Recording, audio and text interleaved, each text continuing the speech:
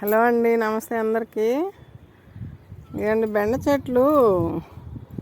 ఒకళ్ళు అడిగారండి, లక్ష్మీకాంతం గారు అనుకుంటా, నిన్న కామెంట్లో రాశారు. ఆకులన్నీ పురుగులు వచ్చి చిల్లులు పడ్డాయి అంటండి. అయితే ఆ చిల్లు ఆకులన్నీ కట్ చేయమని చెప్పా.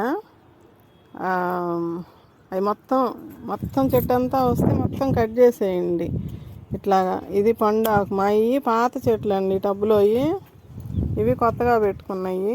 ఇదిగండి, ఇది ఒకటి, ఇది కొత్తగా పెట్టుకున్నది. ఇవన్నీ కొత్తగా పెట్టుకున్నాయి. ఇవ్వండి, ఏడు రెండు ఉన్నాయి, ఈ రెండు, దీంట్లో మూడు ఉన్నాయిలేండి, ఇక్కడ ఒకటి.